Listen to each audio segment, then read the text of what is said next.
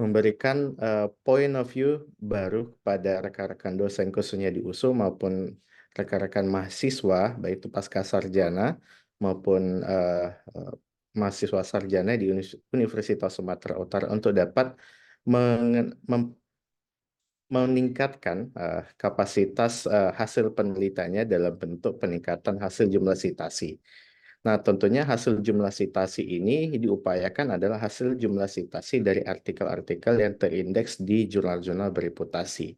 Nah, implikasinya terhadap peningkatan jumlah sitasi ini adalah peningkatan reputasi USU dalam peningkatan QS ranking dunia. Nah, tentunya Bapak Ibu mungkin sudah banyak sekali mendapatkan sosialisasi dari Direktorat Internasionalisasi bahwasannya nilai dari citation count ataupun citation per faculty ini merupakan nilai dari 20% indikator penilaian QS ranking.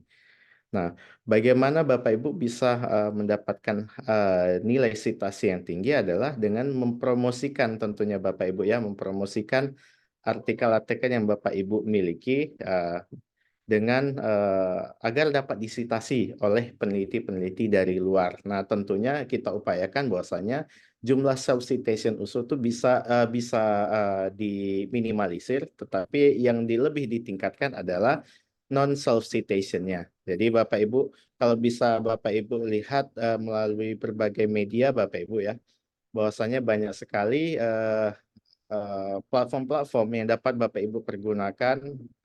Contohnya dari Pak Apri ya, Pak Apri sendiri ini salah satu profesor di USU dengan peringkat citasi paling tinggi. Nah, tentunya nanti beliau akan menyampaikan bagaimana upaya-upaya yang dapat kita lakukan untuk dapat meningkatkan citasi, khususnya citasi kita pribadi ataupun citasi dari grup peneliti yang kita ikuti. Mungkin dari kami selaku LIPI HKI kami harapkan seluruh kegiatan ini dapat diikuti dengan baik dan juga kegiatan ini tidak hanya berlangsung satu kali Bapak Ibu, ada masih banyak lagi kegiatan-kegiatan serupa yang tentunya akan kami lakukan secara reguler. Atas nama LIPI HKI kami mengucapkan terima kasih kepada Bapak Ibu yang telah menyempatkan hadir. Saya akhiri, wabillahi taufiq wal hidayah. Wassalamualaikum warahmatullahi wabarakatuh. Saya kembalikan kepada Pak Muhar. Terima kasih. Baik, terima kasih Pak Sony. Bapak Ibu sekalian, kita masuk ke acara berikutnya yaitu pemaparan materi oleh narasumber yaitu Profesor Dr. Apri Heri Iswanto. Namun sebelum saya serahkan ke beliau, izinkan saya menampilkan sekilas tentang kurikulum beliau ya, kurikulum kita. Baik, mohon izin ini Pak untuk share screen, belum dibuka.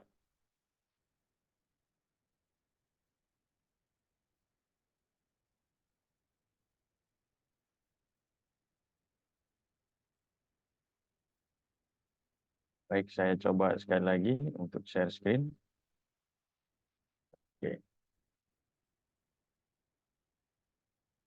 Ya, apakah sudah kelihatan ya, Pak Sony ya? Sudah. Oke, baik. Bapak Ibu sekalian, narasumber kita pada pagi hari ini adalah seorang editor-in-chief di Global Forest Journal ya, di bawah Talenta Publisher Universitas Sumatera Utara. Beliau berasal dari Fakultas Kehutanan Universitas Sumatera Utara. Saya akan membacakan sekilas, lanjut. Nah, Profesor Apri Heri Iswanto merupakan salah satu profesor dengan fokus bidang ilmu, teknologi, papan partikel, dan papan serat di Fakultas Kehutanan USU. Selama berkarir, beliau pernah menjabat sebagai Wakil Dekan 3 yang menangani bidang penelitian, pengabdian masyarakat, dan kerjasama untuk periode 2016-2021. Selain mengajar, tentu saja beliau banyak aktif di berbagai kegiatan ya, yang pasti penelitian dengan fokusnya material kayu atau non kayu sebagai bahan baku papan komposit, juga aktif sebagai reviewer pada jurnal internasional bereputasi yang diantaranya adalah Journal of Building Engineering, Journal of Linear Production, Industrial Crops dan Production, International Journal of Mechanics and Materials in Design, dan seterusnya. Lalu beliau juga aktif sebagai reviewer penelitian internal di USU. Ya, ini sering sekali beliau mereview ya proposal kita talenta, mungkin ada yang direview oleh beliau ini. Penelitian DRTPM Dikti dan reviewer Dewan Pendidikan Tinggi Kemendikbudristek untuk program Hibah Matching Fund. Ini belakangan beliau aktif ya mondar-mandir untuk mengikuti kegiatan ini. Pada tahun 2018 sampai 2021 aktif sebagai editor in chief di Journal of Silva Indonesiana yang sekarang sudah Sinta 3 dan indeksnya yaitu Copernicus, lalu satu lagi Cabi. Kemudian 2023 sampai sekarang sebagai editor in chief Global Forest Journal. Dan yang terbaru adalah beliau berkontribusi sebagai editorial board member di Jurnal Silva Lestari Universitas Lampung dengan indeksasi kuartil 4, Q4. Ini rekam jejak pendidikan beliau, ya bisa kita lihat bersama. Tahun 2002 menamatkan gelar S.Hud.-nya di IPB, lalu pada 2008 beliau juga menyelesaikan program masternya di IPB, dan 2014 secara berturut-turut menyelesaikan program doktornya. Ini kayaknya IPB harga mati ini, Prof. Apri. Kita lanjutkan, ini beberapa rekam jejaknya untuk penelitian Prof. Apri. Ini saya sadur izin Prof dari Direktori USU ya. Ada penelitian terapan, ada penelitian dasar, penelitian kerjasama luar negeri ya. Secara berturut setiap tahun sepertinya rutin Prof. Apri melakukan penelitian ini untuk tingkat USU. Dan masih ada lagi yang memang belum kami tampilkan di sini, tapi kurang lebih ini adalah rekam jejak kegiatan penelitian beliau. Selanjutnya, untuk aktivitas kegiatan pengabdian kepada masyarakat, ya pada tahun 2022 ada melakukan kegiatan pengabdian dengan judul Membangun Kemandirian Desa dalam Mitigasi Konflik Harimau dan Manusia di Desa Timbang Lawan, Kecamatan Bahorok, Kabupaten Langkat, Sumut. Lalu ada introduksi hasil hutan bukan kayu, lebah madu Trigona SP di Ekowisata Rasnapal, Langkat, Sumatera Utara. Yang terbaru juga bersama Fakultas Kehutanan melakukan pengabdian penanaman mangrove sekaligus edukasi lingkungan di Pantai Mangrove, Kabupaten Serdang Bedagai, Sumatera Utara. Ini adalah rekam jejak publikasi beliau yang saya sadur dari Google Scholar ya. Tentunya ada banyak lagi, tapi ini hanya cuplikan saja. Kita ingin melihat rekam jejak penelitiannya berada di seputar memang ilmu teknologi kayu ya.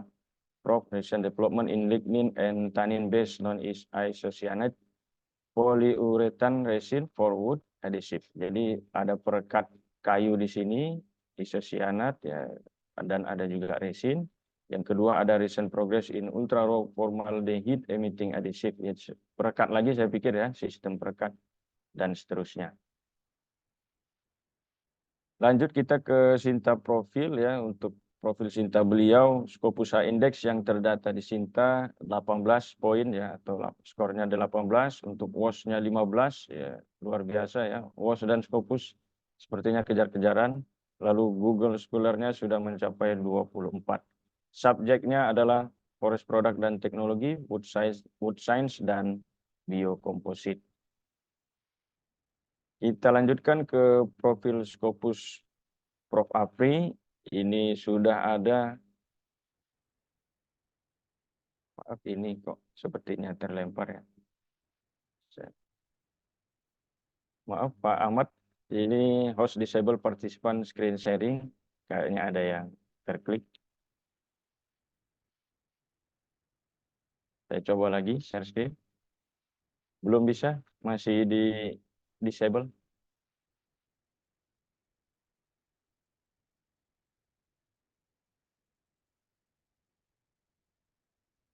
Izin ini Coba Pak. di-share lagi, Pak. Oke, Ya, saya Prof. coba lagi ya. Masih disable tadi. Oke, sudah masuk. Saya coba. Ya, saya lanjutkan untuk Scopus profile dari Prof. Apri. Kita bisa lihat di sini ada 1060 sitasi yang terdiri dari 744 dokumen terhadap hasil karya Prof. Apri ya. Dengan ini tercatat 121 dokumen. Indeksnya lebih update di sini, Prof. Apri 19, di Sinta sepertinya belum sinkron ya, karena lebih tinggi di Scopus ya, Scopus sendiri. Kita bisa lihat progres sitasi dan jumlah dokumen dari narasumber kita di sini ya, memang mengalami peningkatan terutama pada 4 atau 3 tahun terakhir ya. Di sini puncak sitasi beliau. Kita lanjutkan, mungkin ini terakhir saya rasa ini adalah jumlah sitasi ya, sitasi counter dari Sinta. Untuk Scopus sebanyak 118 dokumen Scopus sudah tersitasi atau jumlahnya ya, Google Scholar 234, WOS 105, dengan jumlah sitasi untuk Scopus 1030 yang terdata di Sinta, Google Scholar 1820, dan dokumen WOS 708 ya untuk jumlah sitasi. Dari Google Scholar sendiri tercatat progres yang ini mungkin tergolong sudah eksponensial ya, karena langsung melesat ya dari 2018 mulai menjabat beliau sebagai WD3 langsung melesat di akhir jabatan, dan terakhir di 2023 memang sangat tinggi ya. Mungkin 2024 bisa menyusul ini. Selamat Prof. Apri, mungkin itu dari saya sebagai moderator, sebagai pengantar. Untuk selanjutnya saya serahkan kepada Prof. Apri. Baik, terima kasih Pak Silakan Muhammad Prof. atas paparan singkatnya, memperkenalkan saya. Ya, baik. Sudah terlihat Bapak dan Ibu? Masuk, sudah. Masuk. Baik. Ya, jadi saya namain ini sebenarnya sharing session, bukan melatih. Jadi terima kasih, sebelumnya terima kasih kepada Ketua LIPI HKI, kemudian Prof. Herman Munir, kemudian ke Pak Sony selaku manajer di LIPI HKI, kemudian Pak Muhar selaku MC dan merangkap moderator hari ini, kemudian ada tim LIPI HKI yang sudah melibatkan saya di dalam pelaksanaan kegiatan ini. Sekali lagi terima kasih. Jadi saya di sini hanya sharing ya Bapak dan Ibu. Sebenarnya saya sama lah ini posisinya dengan Bapak dan Ibu semua sebagai dosen. Kenapa sih saya bisa dapat misalkan citasinya seperti itu? Nah, mungkin ini saya berbagi saja, bukan untuk melatih ya Bapak dan Ibu ya, karena citasi ini nggak bisa dilatih. Yang bisa dilatih adalah bagaimana menghasilkan paper yang bagus, berkualitas, sehingga mampu menembus di jurnal yang bereputasi tinggi. Nah, itulah yang berpotensi nanti akan disitasi. Jadi, kalau sitasi ini semacam mekanisme pasar. Jadi kita serahkan kepada pasar yang akan menilai atau yang akan menggunakan artikel kita sebagai referensi bagi mereka. Nah, tapi bisa juga kita menentukan melalui self citasi. Tapi ya dengan self citasi apakah sekuat itu?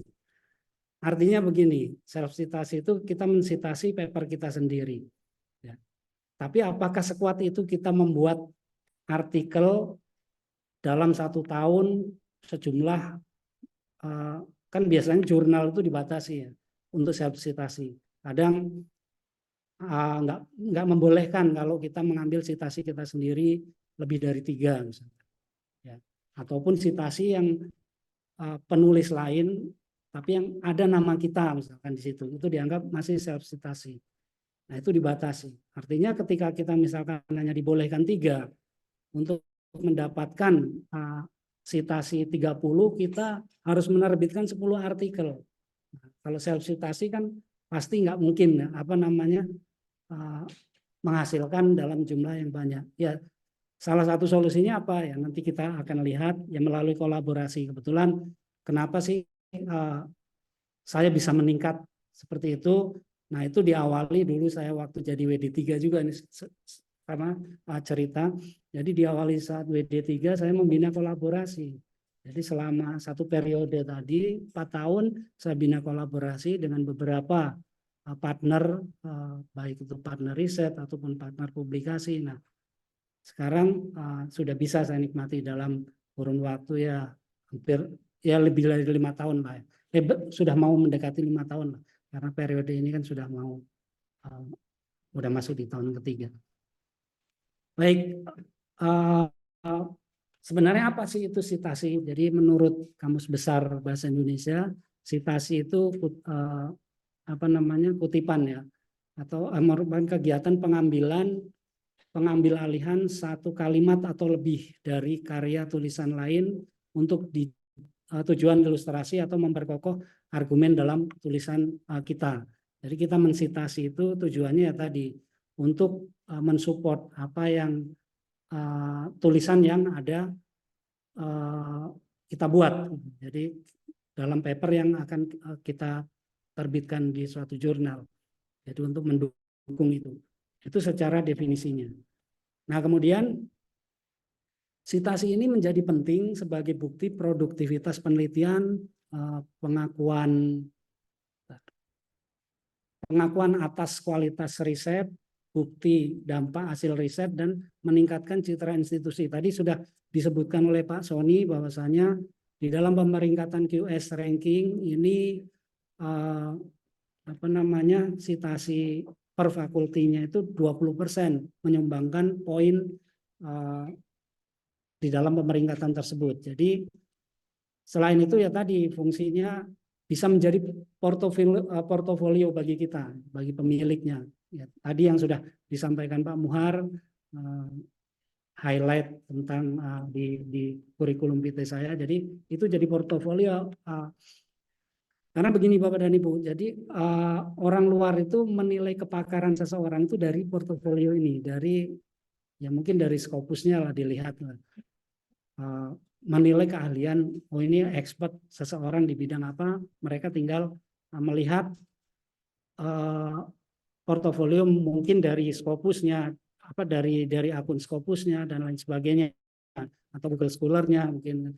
Nah, itu yang akan mereka pakai, misalkan mengundang kita untuk jadi narasumber misal, atau mengundang kita untuk menjadi reviewer di beberapa jurnal yang mereka kelola. Jadi tadi saya ditampilkan ada mereview beberapa jurnal, dan itu merupakan jurnal bereputasi. Jadi dari penerbit Elsevier, baik dari Q1 ataupun Q2, nah itu hampir setiap bulan paling tidak ada beberapa yang menginvite saya untuk menjadi reviewer di jurnal tersebut. Kemudian sitasi berkontribusi pada pengembangan ilmu, pengetahuan, serta peningkatan akreditasi institusi. Tadi sudah kita saya sampaikan. Nah, ini contohnya misalkan ya. Ini ada satu paper di jurnal biodiversitas, tahun terbitnya 2021. Nah, di sini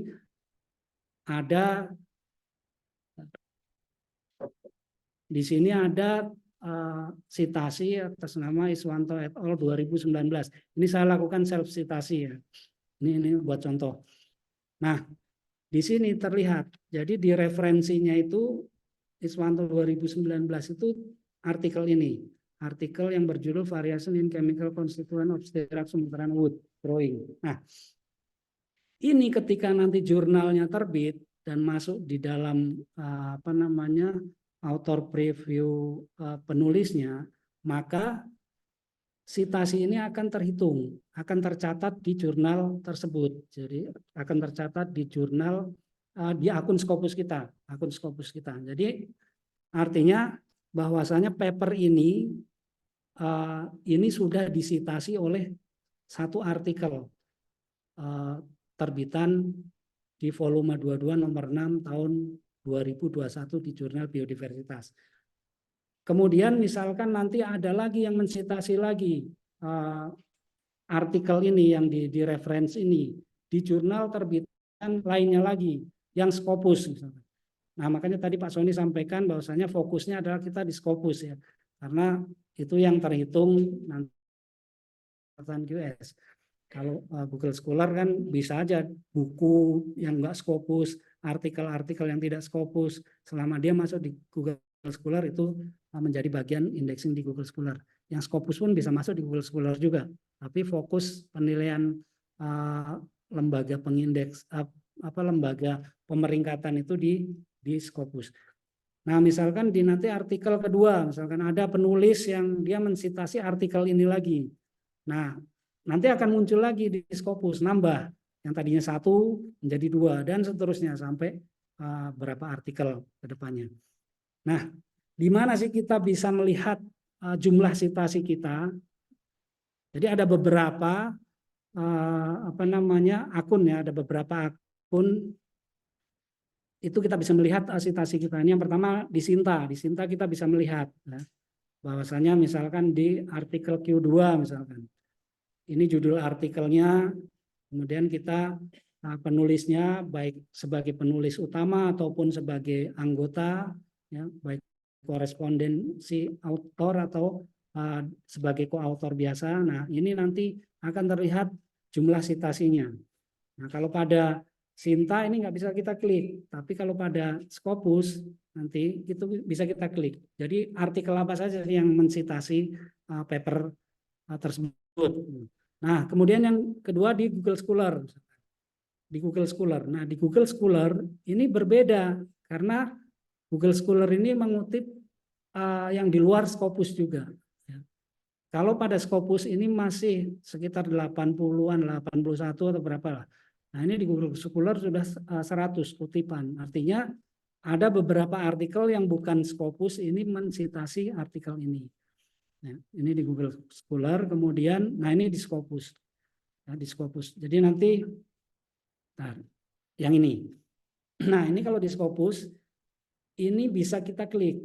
Sehingga kita akan tahu 82 artikel yang mensitasi paper ini. Paper Recent Development in Lignin and Tannin Base. Nah, ini dalam kurun waktu ini, waktu itu publish 2021. Jadi 3 tahun ini sudah dapat 82 citasi. Ada juga yang hanya terbit sebentar, dia sudah citasinya banyak.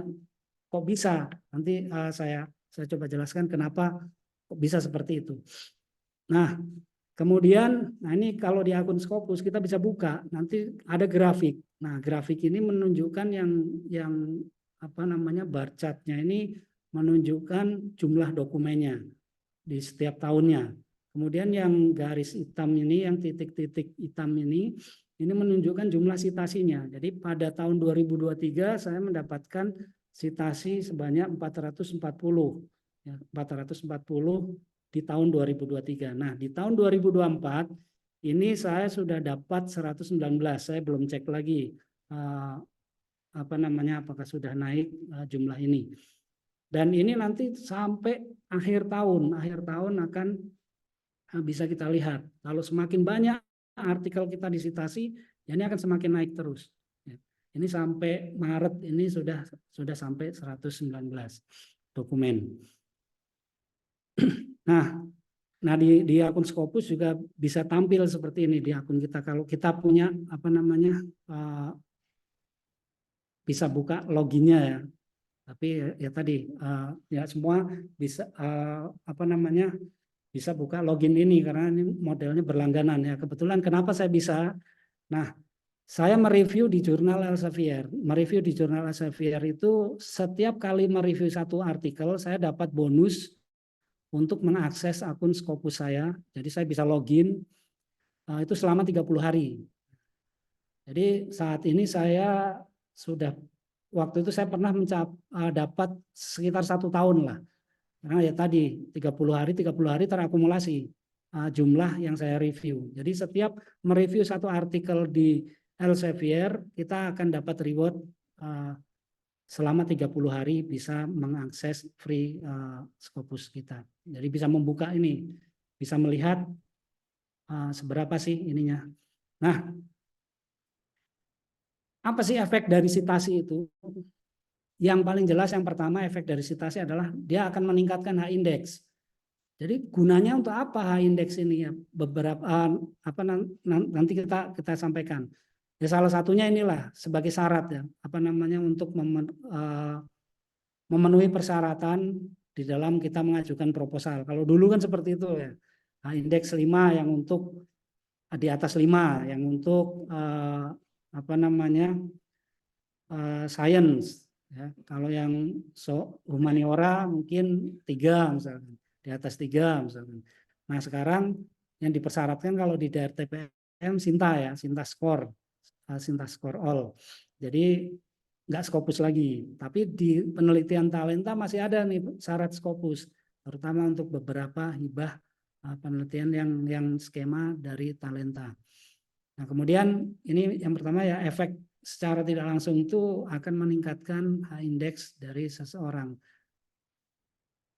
Nah, bagaimana sih membaca citasi? Nah, kalau kita bisa bisa login, kita bisa melihat citasi kita itu sampai berapa. Nah, saya terakhir lihat kemarin itu ini sudah 19, ini sudah 19, ini sudah 9, ini sudah 18 yang nomor 21 ini. Jadi H-index 19 ini didapatkan dari ada 19 dokumen kita yang disitasi minimal 19. Nah, kalau Ibu Bapak misalkan mau dapat H-index 10, artinya Bapak Ibu harus ada 10 dokumen yang disitasi oleh minimal masing-masing 10 sitasi. Saya ini 19, ini 19. Jadi ini sudah masuk H-index 19. Bagaimana saya kalau misalkan untuk 20? Kalau untuk 20 artinya saya perlu yang di nomor 18 ini menjadi 20, nomor 19 ini menjadi 20, nomor 20 ini menjadi 20 artikel yang mensitasi. Maka indeks saya akan naik menjadi 20 dan seterusnya dan seterusnya. Ini 21 pun boleh, nggak masalah yang di atas-atas ini, minimal ya. Ketika saya mau H-index 20 artinya harus ada 20 artikel saya yang minimal masing-masing disitasi oleh 20 dokumen minimal. Nah, ini manfaat citasi yang pertama meningkatkan H-index. Jadi perlu diketahui Bapak dan Ibu, saya tahun 2020 H-index saya itu masih 5. Kemudian saya selesai menjabat, saya lebih intenskan lagi, saya buat kolaborasi, baik itu riset ataupun publikasi, dan dalam waktu 4 tahun saya naik H-index sampai 14. Ini sebentar lagi 20, tinggal sekitar saya perlu 2 dokumen, perlu satu citasi lagi. Jadi tahun 2024 ini bisa mendapatkan H-indeksnya 19 yang tadinya citasinya masih sedikit, ini cuma 70 jadi sampai 1038 jumlah citasi pada artikel yang saya punya. Nah, yang kedua adalah eligibility persyaratan beberapa proposal penelitian. Kalau di talenta ini ada riset kolaborasi talenta ya. Ini yang mensyaratkan H-index pengusulnya itu minimal atau harus lebih dari 5. Untuk Saintek, kemudian yang humaniora itu lebih dari 3 kalau salah. Kemudian poin dalam pemeringkatan institusi. Makanya Pak Sony dan tim ini gencar nih untuk menggaungkan supaya citasi tiap dosen itu meningkat, sampailah dibuat acara seperti ini. Ini salah satu tujuannya supaya nanti memberikan gambaran terhadap Bapak dan Ibu dosen di Universitas Sumatera Utara, khususnya ini untuk membuat suatu artikel supaya ini banyak disitasi. Nah, ini QS rank itu mensyaratkan ada kriteria penilaian citation per fakulti 20%, jadi 20% ya. Kemudian yang keempat adalah reputasi diri tadi ya, kita untuk bergabung di dalam suatu komunitas, mungkin komunitas para peneliti di dunia, Nah, itu kalau kita punya H-index, memang terus terang ketika kita join dengan mereka, itu mereka akan melihat H-index kita bagaimana. Kalau H-index-nya kita semakin tinggi, mereka akan ya ibaratnya apa namanya akan inilah mengakui kita untuk di situ, walaupun ya tidak mutlak ya, tapi memang ini menjadi apa namanya salah satu item lah bagi mereka. Kemudian bagi pengelola jurnal juga, jadi untuk mengakui keahlian atau expert seseorang, dia akan dilihat satu dari apa namanya indeksnya, kemudian yang kedua dari artikel yang dia tulis, bidang dan lain sebagainya. Nah, bagaimana sih untuk meningkatkan citasi? Jadi ada upaya, tapi upaya untuk meningkatkan citasi, tapi bukan dilatih ya, citasi ini nggak bisa dilatih, tapi ada upaya. Ada beberapa faktor atau poin supaya citasi kita itu tinggi. Ya. Jadi secara umum yang pertama adalah self citasi. Saya sudah sampaikan di awal tadi bahwasanya dengan self citasi otomatis kita harus perlu kerja keras. Kita harus perlu membuat banyak artikel. Ya, banyak artikel. Enggak masalah untuk artikel proceeding, Scopus. Jadi ya minimal di setiap kita nulis ada 3 lah yang kita sisipkan. Ada 3 yang kita sisipkan. Kayak misalkan di MDPI itu sekarang agak strict terhadap self citasi. Jadi mereka kan ya udah banyak sorotan ya. Jadi ketika kita misalkan lebih dari 3, biasanya nanti di akhir di proofread ini kita harus menghilangkan citasi atas paper kita sendiri ya. Nah, tapi kalau di proceeding ada beberapa panitia konferen ya mungkin sekarang IOP pun sudah mulai ini ya mulai strict. Jadi terkait self citasi mungkin dibatasi 3 artikel kita sendiri yang bisa disitasi di dalam satu artikel yang akan kita terbitkan. Artinya kalau misalkan 3, kalau kita terbit 10, itu sudah 30 citasi kita, sudah 30. Kita dapat 30 citasi. Tapi kan kalau menerbitkan 30 untuk jurnal, kita sendiri, itu ya luar biasa lah. Bapak dan Ibu kan pasti nanti akan dicurigai secara kepatutan, misalkan di dalam untuk menaikkan pangkat misalkan. Apalagi di situ sebagai first author atau corresponding semua untuk 10 artikel di dalam 1 semester. Memang kerjaan kita hanya nulis kan tidak kan. Pasti kita kan ada ngajar, ada apa namanya pengabdian masyarakat dan lain sebagainya. Nah, yang kedua ini non self citasi, artinya citasi ini mekanisme pasar kalau di dalam perdagangan. Ini kita serahkan di pasar. Ada nggak tertarik berminat mensitasi artikel kita? Nah, tentunya ini ada beberapa pertimbangan supaya artikel kita disitasi. Yang pertama, itu kebaruan kajian, novelty, itu harus ada. Kalau paper kita itu mengkaji hal yang baru muncul, itu pasti akan tinggi citasinya. Ya, akan tinggi. Kebaruan. Kemudian contoh misalkan ketika proses waktu awal pandemi COVID. Jadi paper-paper yang terkait dengan COVID itu luar biasa tuh pasti disitasinya. Dan menerbitkan ke jurnal yang paling susah pun itu akan mudah.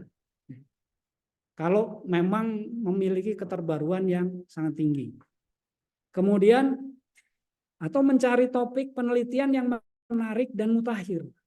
Kalaupun misalkan kebaruan, enggak, ini agak susah nih kebaruan misalkan. Ya udah, topik yang menarik dan mutakhir sesuai dengan bidang kita masing-masing.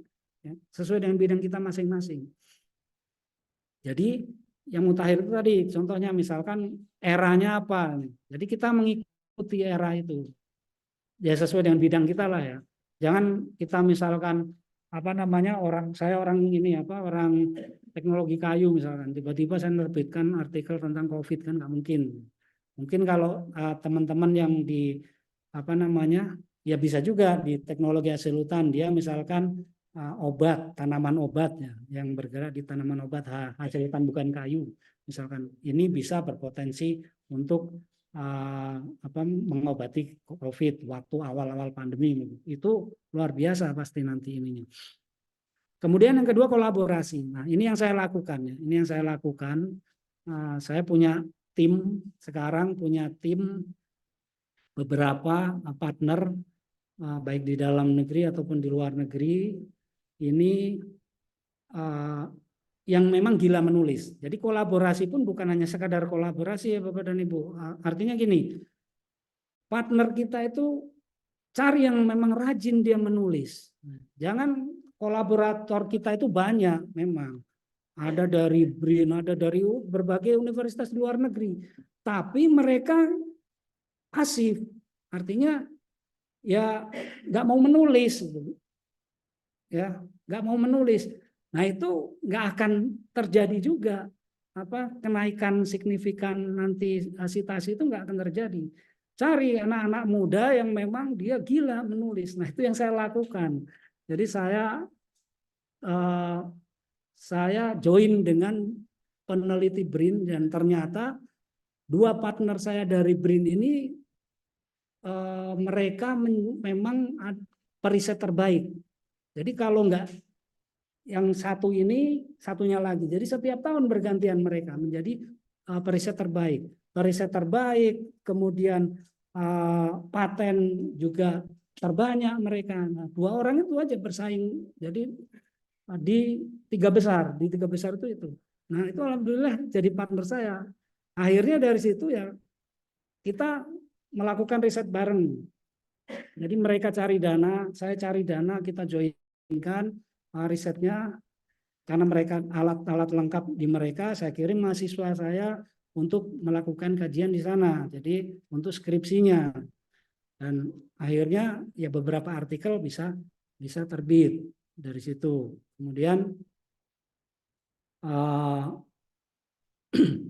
itu kolaborasi. Jadi dan kolaborasi pun harus ya paling tidak sebidang lah, ya sebidang. Artinya ya walaupun multidisiplin tapi fokus kajian kita itu sama. Jangan multidisiplin tapi ya multidisiplinnya terlalu luas. Artinya ya antar bidangnya makin nggak nyambung, disambung-sambungkan. Nah itu akan susah juga. Kemudian yang ketiga, memilih jurnal yang bereputasi tinggi. Tapi ini tidak mutlak ya, karena ada paper yang kami juga di proceeding itu ya luar biasa juga, lumayan citasinya ya. Banyak juga yang mensitasi. Jadi kembali lagi bahwasanya artikel tadi menarik memang, menarik untuk disitasi. Kemudian artikel review. Nah, ini berpeluang besar untuk disitasi. Ini saya bold. Jadi selain artikel penelitian, artikel yang berpotensi untuk disitasi tinggi itu artikel review. Nanti saya lihatkan. Artikel yang kami buat itu yang banyak citasinya sebagian besar didominasi oleh artikel review. Kemudian submit di open access journal. Memang mahal ya, tapi ya tadi karena ketika ini artikel ini bagus misalkan. Ketika submitnya di open access journal, maka kita mudah mempromosikannya. Kita bisa masukkan di ResearchGate full papernya dan lain sebagainya. Tapi kalau dia tidak open access, kita nggak bisa masukkan full papernya di ResearchGate. Otomatis kan nanti kan orang yang membaca ini ngecek di ResearchGate kita, mereka akan kirim message ke kita. Ya kalau kita misalkan aktif membuka, kalau nggak membuka kan otomatis peluang itu lewat. Nah kalau di open access memang ya konsekuensinya itu akan mudah di download oleh orang. Apalagi kalau misalkan temanya menarik, ini peluangnya tinggi untuk disitasi. Cuman memang yang namanya open access kan mahal, tapi kan ada insentif ya di USU kan terkait jurnal yang diterbitkan. Kemudian pilih jurnal yang menyarankan untuk mensitasi artikel yang terbit di dalam jurnal tersebut. Ada juga ini Bapak dan Ibu. Saya terbantu. Artikel saya sekarang udah berapa? 23 citasi. Awalnya sedikit tuh citasinya. Jadi seiring perkembangan ternyata jurnal itu menyarankan untuk mensitasi artikel yang ada di yang terbit di dalam jurnal tersebut. Ya. Nah, tapi hati-hati juga kalau misalkan kadang kan ini jadi pantauan Scopus ya bagi jurnalnya, dan tapi ya tadi kita bisa memanfaatkan momen itu. Jadi artinya artikel yang kita terbitkan di situ, karena nanti si editor in chief-nya ini akan merekomendasikan beberapa artikel yang memang terkait, mohon untuk disitasi. Itu ada jurnal yang apa namanya, yang menyarankan seperti itu. Nah, Bapak dan Ibu bisa lihat juga, bisa lihat cek di artikel-artikel yang terbit di dalam jurnal tersebut. Cek referensinya, apakah di referensi itu banyak mensitasi artikel dari jurnal yang tersebut, yang terbit di jurnal tersebut, di publisher tersebut, ya, di jurnal itu. Nah, kalau itu Bapak dan Ibu boleh itu submit ke situ. Ya. Itu memanfaatkan momen. Ya, itu self citasi bagi pengelola jurnalnya. Tapi bagi kita kan nggak self citasi kalau kita nggak mensitasi artikel kita sendiri. Tapi artikel kita sendiri nanti ditawarkan tuh sama orang yang submit di jurnal itu, misalkan sudah dapat revisi, nanti diminta tolong sama editor in chief-nya yang mengarahkan, tolong beberapa artikel yang terbit di jurnal kita yang terkait dengan artikel atau judul yang akan Anda terbitkan, mohon untuk disitasi. Nah, itu terbantu, kita terbantu di situ. Itu bisa juga sebagai salah satu trik untuk meningkatkan citasi kita. Nah, kemudian berikutnya adalah kita harus memiliki profil ya, profil peneliti yang tersedia secara daring, baik itu Google Scholar, ResearchGate, Cinta, Scopus ya. Kalau Scopus kan otomatis nih, ketika kita sudah publish pasti dapat lah. Google Scholar kita buat ya, kita buat akunnya. Kemudian ResearchGate kita buat akunnya juga. Nah, inilah nanti yang jadi media Bapak dan Ibu untuk mempromosikan artikelnya. Jadi artikel-artikel tadi nanti masuk di semua akun tersebut sehingga orang bisa ngecek. Ya, orang bisa ngecek saya buka misalkan Sintanya Pak Muhar misalnya, Scopusnya Pak Muhar. Oh, ada artikel-artikel ini. Saya klik. Oh, ini bisa di-download, baca. Oh, kalau sesuai misalkan kita bisa citasi. Kemudian memanfaatkan media sosial untuk share artikel terbit. Sekarang ini penerbit sekelas Elsevier aja itu meminta kita misalkan artikel kita misalkan ini terbit di jurnal ini. Itu mereka minta mohon untuk di-share ke koleganya atau share di media sosial. Ini link artikelnya. Nah, mereka juga seperti itu. Makanya kalau kita punya media sosial tadi, kemudian partner-partner kita juga punya gitu, yang co-autornya yang baik dari luar atau dari dalam di satu artikel ini men-share satu sama lain, itu peluangnya besar untuk dilihat. Jadi kan partner kita di luar negeri mereka juga punya partner lainnya gitu.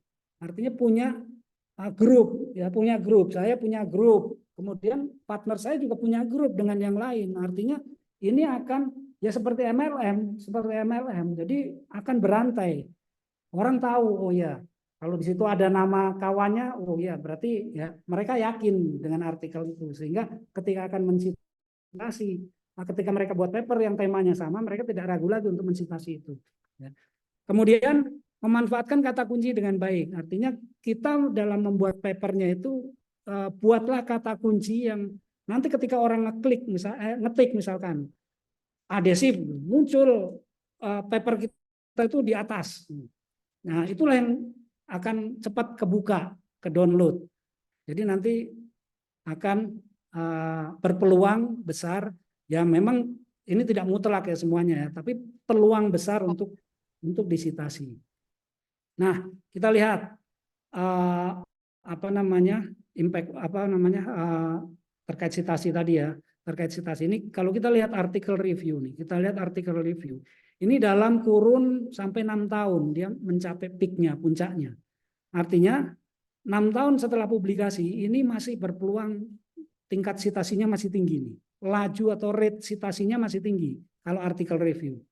Ya, artikel review. Jadi selama kurun 6 tahun ini orang akan banyak mensitasi ini, ya, meningkat terus sampai 6 tahun.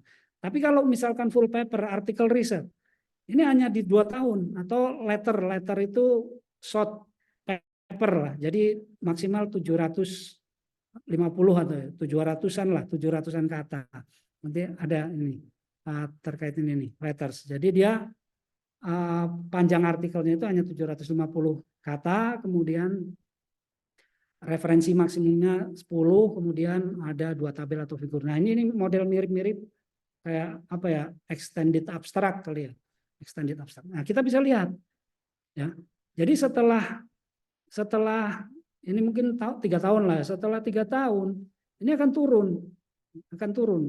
Artinya orang yang mau mensitasi ini sudah nggak sekuat lagi di awal-awal tahun. Tapi kalau artikel review ini bertahan sampai 6 tahun. Artinya berarti 2 kali lipat ya waktunya setelah masa publikasi tadi. Jadi misalnya Bapak dan Ibu publikasi tahun 2020 sampai 2026, kemungkinan citasinya untuk artikel review ini masih terus naik.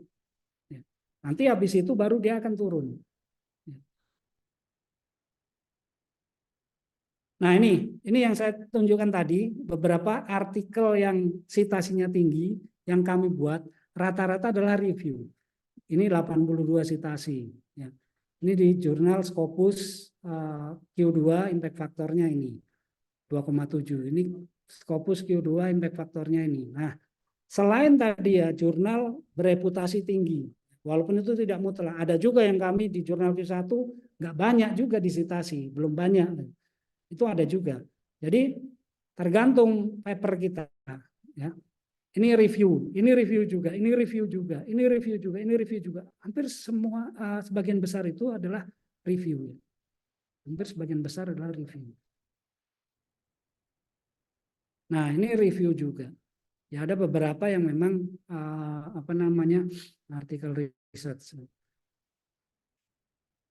Ini impact faktornya Q1 impact faktornya 6,8, tapi kan masih kalah dengan ini. Ini Q2 impact faktor 2,7. Artinya tema ini menarik orang untuk dilakukan kajian. Dan mungkin tema ini masih baru. Ya kalau mau ngecek pakai Fast Viewer misalkan. Ya. Orang membuat artikel review kan biasanya menggunakan itu kan. Ada salah satunya Fast Viewer lah. Jadi itu melihat bahwasanya bidang atau kajian riset ini sudah banyak atau belum. Kalau masih sedikit, peluangnya besar tuh untuk nantinya ke depannya mendapatkan citasi. Nah, ini nih beberapa artikel terbit tahun 2021, jumlah citasinya 82, ini Q2 IF 2,7. Ini terbit tahun 2023, ini jumlah citasinya 68. Nah, kemungkinan juga faktor penulis. Jadi ini beberapa penulisnya ini yang ikut terlibat di sini, ini penulis-penulis yang bisa dikatakan top di bidang adhesif, bidang adhesif. Ini yang menjadi acuan nih. Buku yang diterbitkan ini jadi ya kayak kitabnya lah kalau di adhesif ya.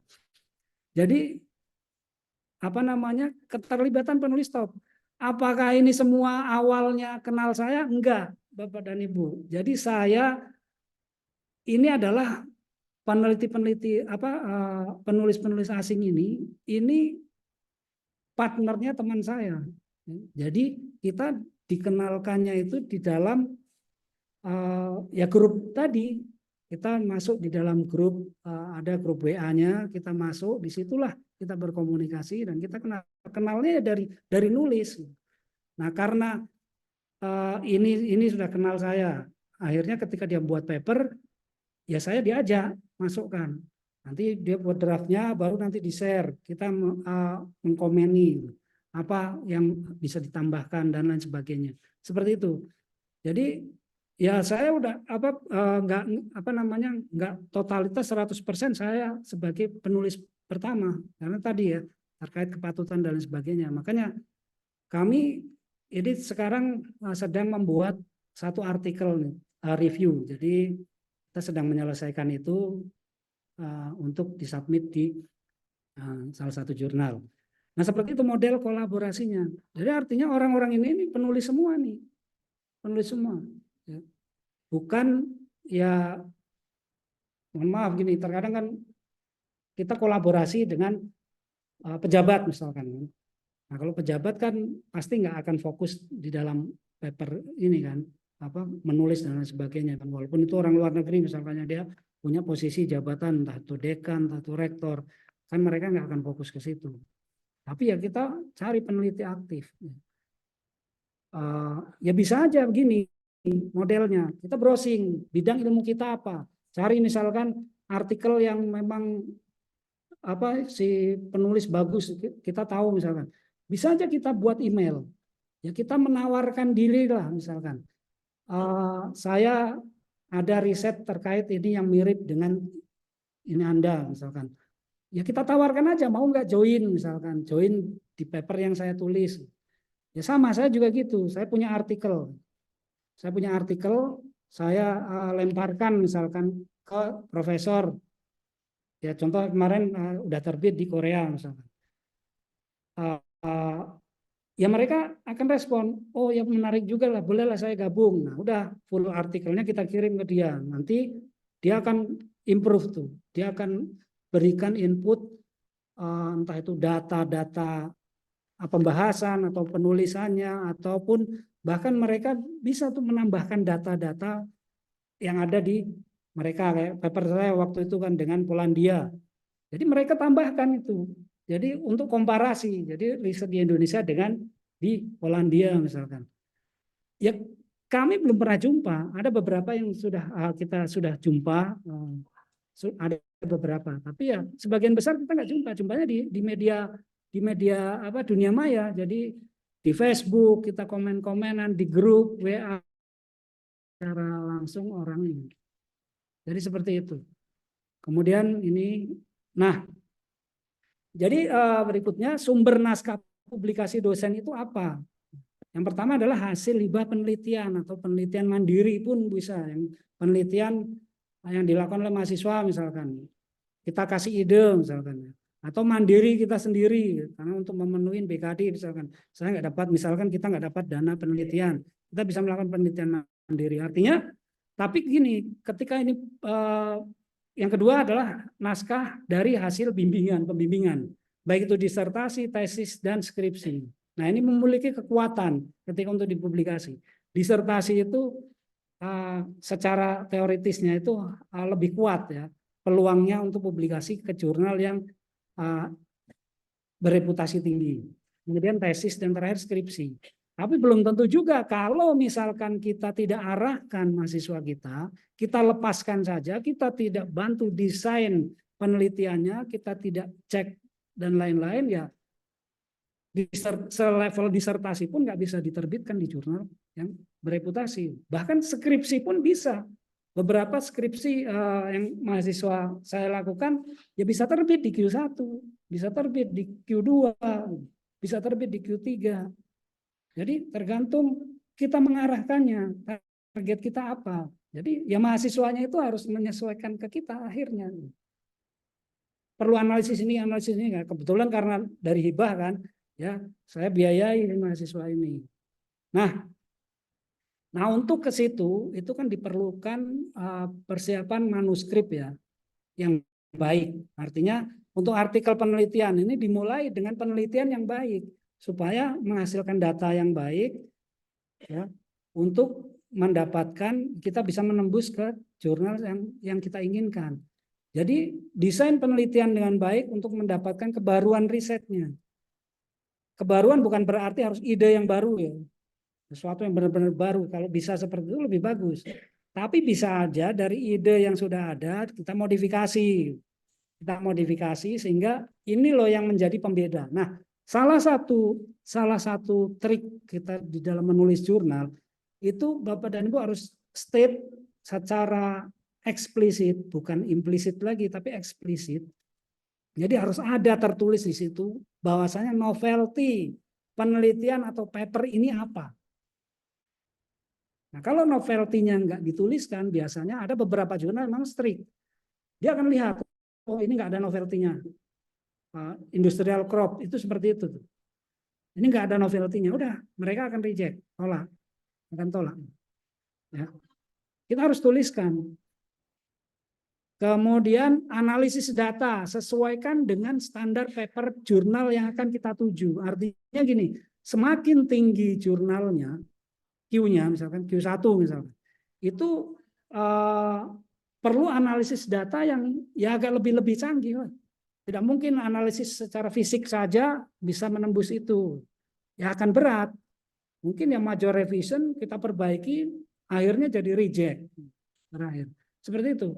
Tapi ya menggunakan instrumen-instrumen untuk analisis yang lebih canggih lah. Ya. Untuk yang jurnal memang bereputasi tinggi, IF-nya tinggi. Ya, kemarin kami yang sama dengan tim Korea ada 2 artikel terbit di Scientific Report, itu Nature Journal. Ada 2 artikel kami sudah terbit di situ. Nah itu analisisnya banyak, analisisnya. Kemudian dengan demikian artikel akan dapat menembus jurnal bereputasi tinggi sehingga berpeluang untuk disitasi. Jadi artikel tadi menarik, udah 1 artikelnya menarik, ya, ada kebaruannya, dia terbit di jurnal bereputasi tinggi. Itu peluang sitasinya akan besar. Peluang kita mendapatkan sitasinya akan semakin besar. Kemudian ada 2 artikel review, pilih topik yang sedang tren di bidang kita masing-masing. Berikan ulasan yang terkait kajian yang belum terlalu banyak dilakukan orang, sehingga nantinya akan menjadi sebuah rujukan bagi orang lain. Nah, kalau artikel review seperti itu triknya. Nah, kesimpulan dari apa yang sudah saya paparkan, bahwasanya sebenarnya sitasi itu bukan dilatih, tapi sitasi ini sebenarnya mirip dengan barang dagangan, Bapak dan Ibu. Kalau di dalam ekonomi itu kan, yang pertama semakin banyak dibutuhkan di pasaran, ya, kalau barang dagangan kan gitu kan, maka akan tinggi jumlah yang terjual, ya, atau yang dibeli orang, ya kan, yang diambil. Jadi kita apa poin yang kita dapatkan dari semakin banyak dibutuhkan di pasaran, maka akan tinggi jumlah yang terjual atau yang dibeli orang. Ini kita melihat tren bidang masing-masing, di bidang kita masing-masing. Trennya itu apa sih? Nah, kita masuk ke situ peluangnya. Nah, ini peluangnya akan besar. Peluang paper kita itu akan laku semakin tinggi. Kayak waktu itu trennya awalnya waktu awal pandemi itu COVID. Tulisan tentang COVID apapun ceritanya, seminimalis datanya itu bisa terbit Q1. Dan nggak tanggung-tanggung, submit pagi, sorenya terbit atau accepted. Ya, seperti itu. Yang kedua, semakin baik bentuk dan kualitasnya barang tersebut, maka akan semakin banyak peminatnya atau pembelinya. Artinya, kualitas paper dan open access. Ya. Kualitas paper dan open access. Ini peluang besar untuk mendapatkan sitasi yang cukup tinggi. Kemudian yang ketiga, semakin unik dan langka, ini semakin banyak dicari. Artinya apa? Nilai kebaruan papernya. Nilai kebaruan paper. Semakin tinggi nilai kebaruannya, udah nggak usah diperintahkan, orang akan mensitasi. Nggak usah kita model memerintahkan nanti sitasi ya paper saya ketika publish, dilihat oke. Orang akan mengambil itu sebagai sitasi. Nah, kunci meningkatkan sitasi di sini ya persiapkan manuskrip dengan baik, dari hasil desain penelitian yang baik, sehingga nanti akan bisa terbit di jurnal yang memiliki reputasi bagus dan peluang untuk disitasinya itu akan semakin tinggi. Baik, demikian Pak Muhar, yang Bapak dan Ibu dan tim LIPI HKI, ini yang bisa saya sampaikan, mudah-mudahan bisa memberikan gambaran dan manfaat bagi kita semua supaya kita lebih lebih peka lagi ke depannya untuk mempersiapkan artikel-artikel kita supaya itu bisa mendapatkan sitasi yang tinggi. Terima kasih. Saya kembalikan ke Pak Muhar. Baik, terima kasih Prof. Apri, menarik sekali ya. Dengan demikian, Bapak Ibu, kita buka sesi diskusi ya, tanya jawab. Kami buka seluas-luasnya. Bila mana ada para hadirin sekalian, Bapak Ibu, ada yang ingin didiskusikan atau ada yang mungkin butuh penjelasan lebih lanjut, karena memang sitasi ini menarik ya. Kalau kami itu di sedikit saya boleh cerita misalnya, kalau kami di grup fakultas itu Prof. Apri ini termasuk orang yang getol promosi ya, dalam artian dia kalau ada paper itu pasti dia posting itu. Ini bekal THR katanya. Ada aja yang dia posting untuk menarik minat orang melihat hasil karyanya mungkin dengan teman-temannya ya, atau kolaborasi dengan teman-teman yang lain gitu ya.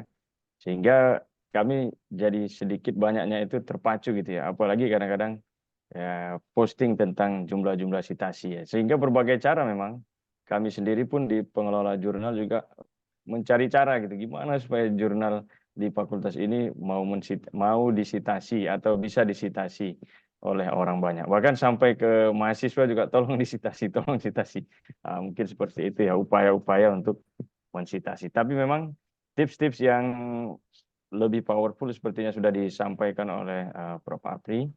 Untuk itu Bapak Ibu sekali lagi kami sampaikan, silahkan jikalau ada hal-hal yang mungkin kurang kurang jelas, kurang lengkap atau butuh penjelasan lebih detail atau tips dan trik yang mungkin belum disampaikan Prof. Apri atau ada yang hal-hal yang unik lainnya ya, mungkin kita bisa gali.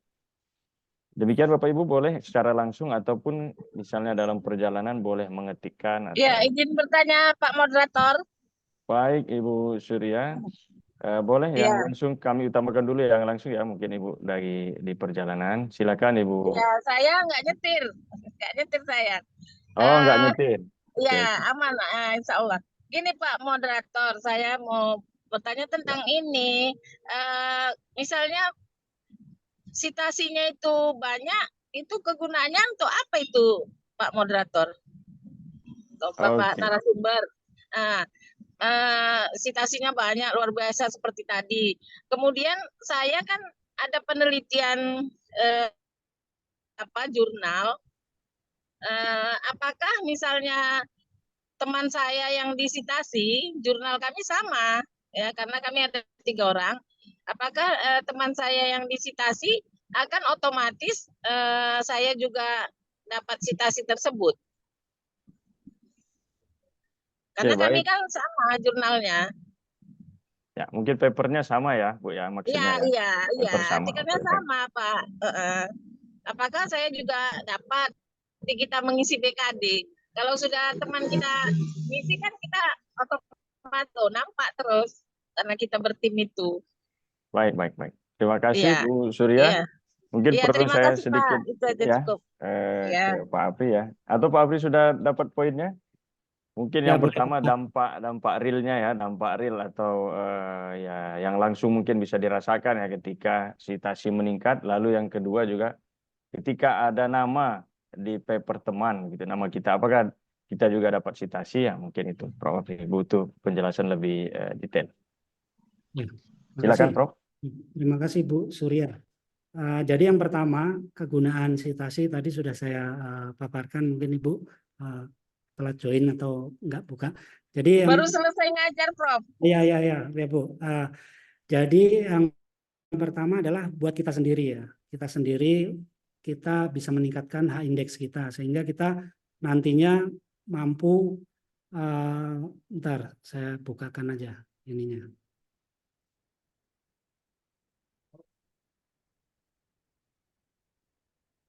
Nah, meningkatkan H indeks ya.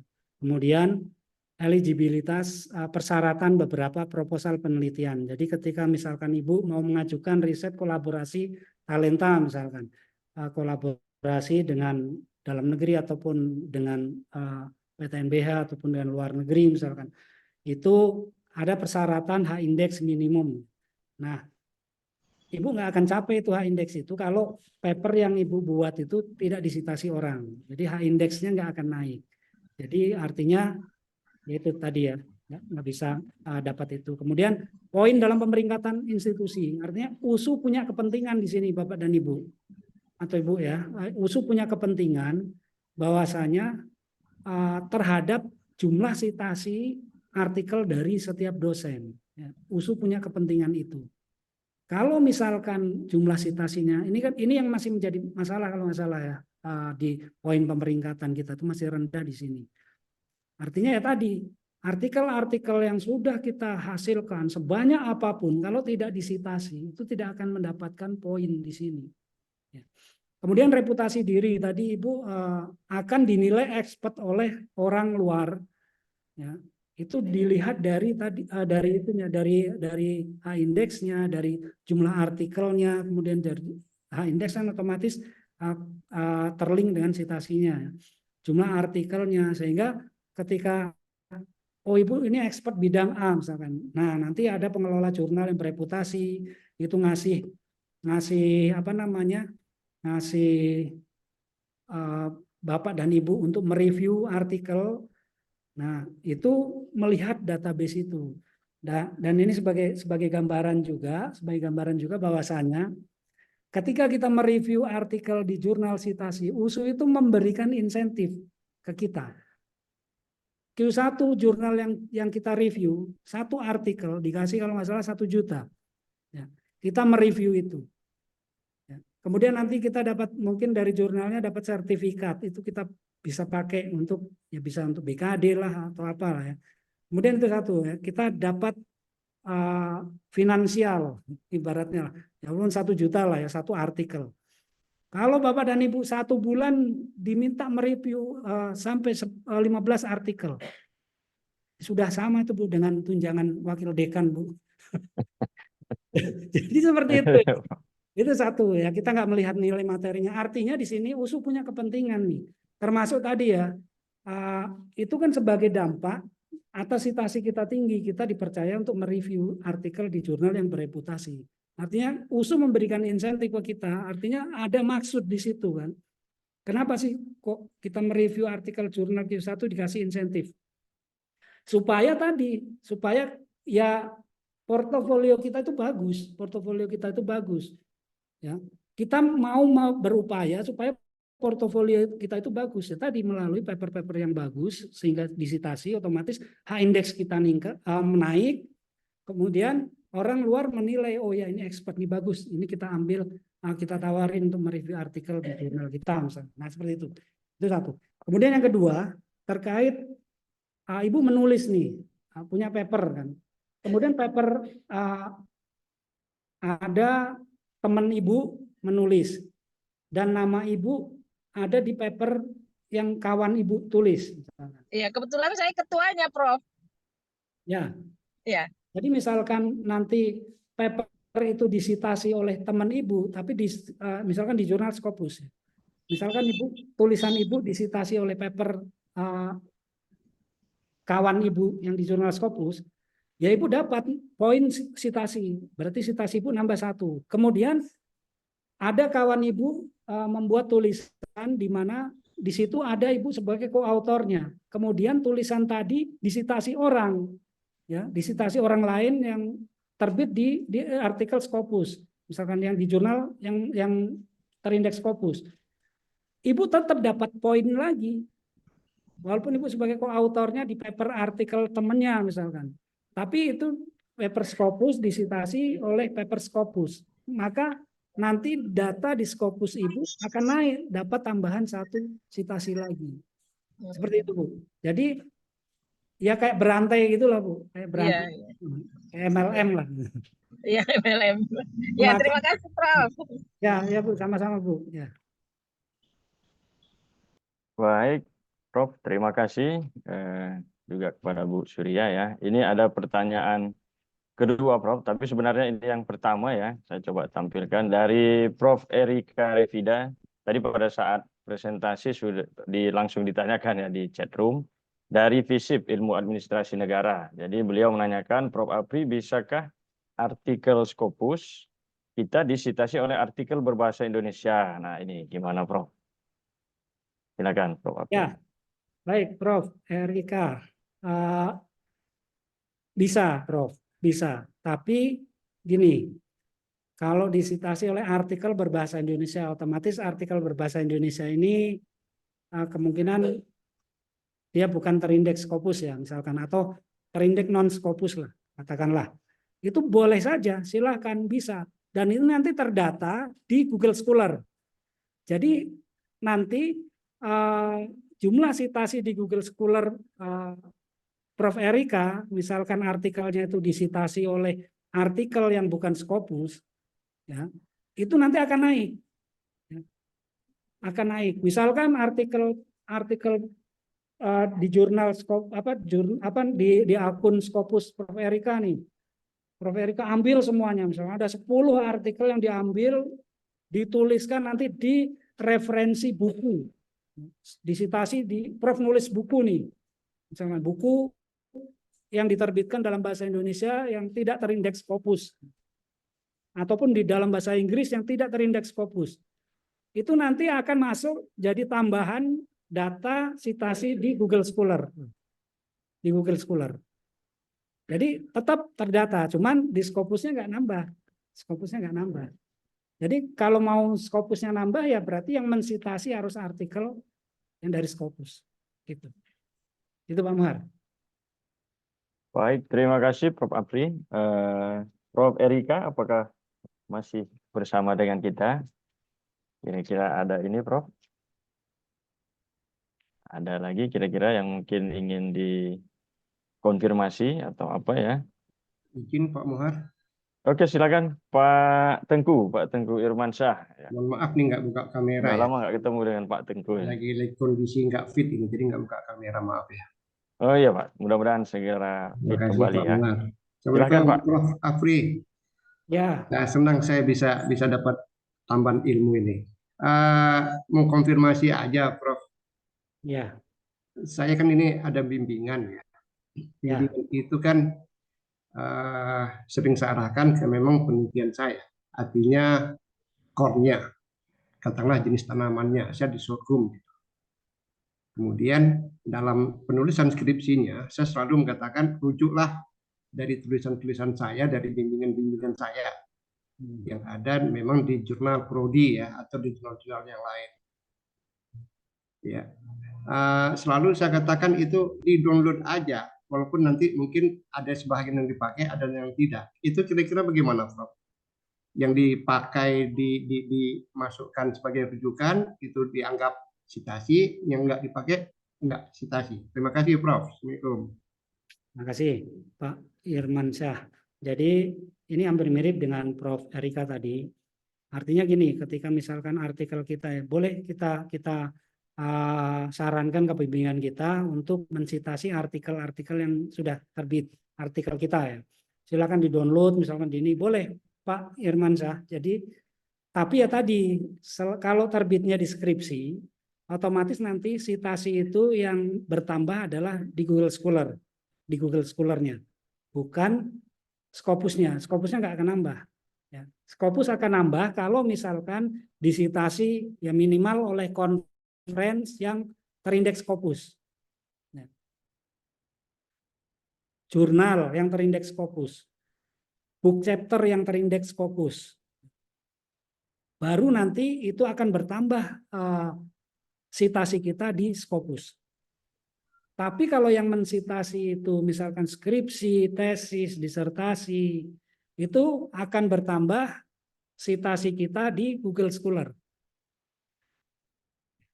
Atau buku misalkan yang di luar Scopus semua, itu akan bertambah di Google Scholar. Kalau jurnal-jurnalnya ini terindeks WOS, misalkan Web of Science, itu nanti kita punya hak indeks juga itu di Web of Science. Makanya tadi Pak Muhar menampilkan yang di kurikulum vitae saya ada indexing Web of Science. Jadi itu khusus jurnal-jurnal yang terindeks Web of Science. Jadi yang jurnal yang terindeks Scopus yang dia tidak masuk di dalam Web of Science itu tidak bisa terindeks jurnal yang tidak masuk di Scopus tapi dia indexingnya Web of Science misalkan. Ya, itu akan masuknya di indexing Web of Science, tidak menambah di Scopus kita. Gitu, Pak Irman. Jadi yang penting gini, kalau kita mau menaikkan Scopus kita, ya berarti ya tadi ada beberapa tips yang harus kita kerjakan. Kita bisa berkolaborasi, kita bisa mendesain ya tadi salah satunya adalah dengan kolaborasi. Oke, Prof. Boleh tambah ya, Prof. mau penjelasan aja ini. Silakan. Yang nggak digunakan sebagai rujukan, tapi dia download itu nggak nanggap citasi ya. Kemudian satu lagi tadi bagus itu informasi ke kami. Walaupun kita punya itu jurnal dalam, tapi kalau itu digunakan disitasi untuk Scopus, berarti kita masuk di indeks Scopus. Misalnya begini ya, ini kan kami di fakultas itu selalu ada APS ya, itu kan tingkat internasional. Kan terbit artikelnya nanti di proceeding internasional. Ada yang Q3, ada yang Q4. Kalau nggak salah saya Q4 itu. Apakah itu yang ke proceeding itu udah dianggap kita punya disitasi ya, walaupun kita punya itu terbitnya di jurnal lokal. Terima kasih, Prof. Jadi tadi artikel Bapak yang di jurnal lokal gitu. Ya, mereka ada sitasi kita punya di jurnal Prodi misalnya, tapi digunakan untuk kepentingan presentasinya di seminar internasional.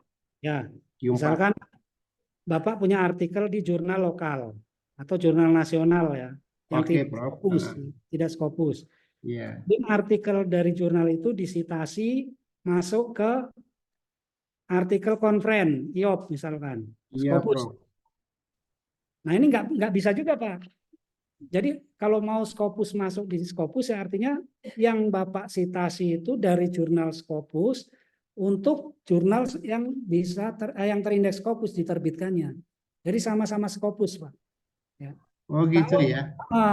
Kalau ini nanti gini Pak, ini ada poin Pak. Misalkan jurnal yang dikelola oleh pertanian, Injar misalkan.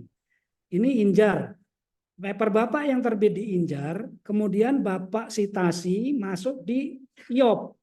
Ya, IOP ini konferen, tapi dia Scopus kan. Artinya nanti ini akan meningkatkan kualitas jurnal Injarnya, Pak. Yang mendapatkan impact itu jurnalnya. Karena jumlah artikel yang disitasi oleh artikel yang diterbitkan di Scopus itu akan menjadi poin di dalam penilaian ketika nanti jurnal Injar ini maju ke pemeringkatan ke Scopus didaftarkan. Nah itu poin Pak, ya, poinnya bagi jurnalnya. Tapi bagi Bapak sendiri nggak akan meningkatkan H indeks Scopus Bapak, karena yang disitasi tadi bukan artikel Bapak yang ada di Scopus. Jadi jadi kalau mau meningkatkan yang jumlah yang di Scopus, artinya artikel yang di Scopus tadi disitasi oleh paper yang akan terbit di Scopus. Jadi sama-sama Scopus. Oke. Baru nanti Terima kasih, Prof. Ya, Terima kasih. sama-sama Pak, sama-sama. Ya. Baik, Prof, kita lanjutkan. Ini ada pertanyaan selanjutnya dari Ibu Siti ya. Saya tampilkan sebentar. Maaf, ini dari Ibu Siti ya. Assalamualaikum Prof, izin bertanya bila artikel kita disitasi oleh penulis ke artikel Scopus, namun rupanya beberapa bulan kemudian artikel Scopus itu discontinue. Apakah H-index kita yang di Scopus tersebut akan terpengaruh? Mohon infonya. Terima kasih. Apakah bisa jadi mundur, Prof? Jadi hangus atau bagaimana? Ya, makasih. Biasanya kalau dia sudah terindeks Scopus, ketika jurnal itu discontinue, yang sudah terikot kita itu masih tetap Scopus, Bu.